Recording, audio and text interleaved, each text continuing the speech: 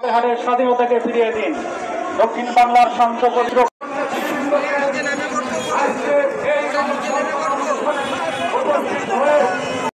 সর্বস্তরের সর্বদলের নেতৃবৃন্দ, কেন্দ্রীয় নেতৃত্ব আসনে নির্বাচন হয়, কিন্তু অতি সম্প্রতি আমরা দেখতে পেলাম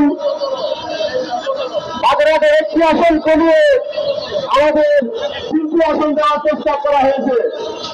আমরা বাগেরহাট জেলাবাসীর পক্ষ থেকে দৃঢ়ভাবে একটি নিন্দা এবং প্রতিবাদ করছি।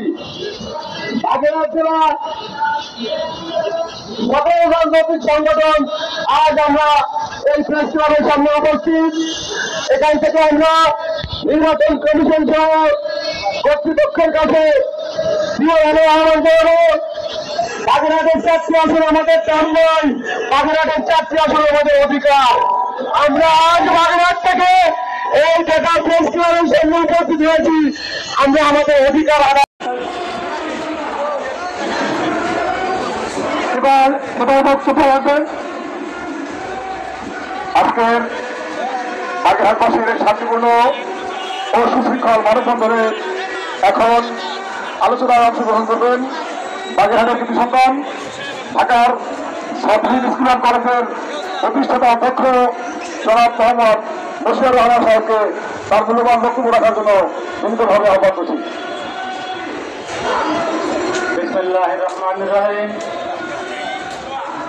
প্রিয় বাগেরহাটবাসী, অত্যন্ত দুঃখ ভারাক্রান্ত হৃদয়ে আপনারা অবগত হয়েছেন বাগেরহাটের মৌলিক ও গণতান্ত্রিক অধিকারকে ক্ষুণ্ণ করা হয়েছে, বাগেরহাটের রাজনৈতিক অধিকারকে ক্ষুণ্ণ করা হয়েছে। এটা বাগেরহাটবাসী কোনোভাবেই মেনে নিতে পারে না। সরকার, প্রশাসন, নির্বাচন কমিশনের প্রতি স্বনির্বন্ধ অনুরোধ, বাঘের লেজ নিয়ে কান চুলকানোর মতো দুঃসাহস দেখাবেন না। অতি সত্বর আমাদের 4টি আসন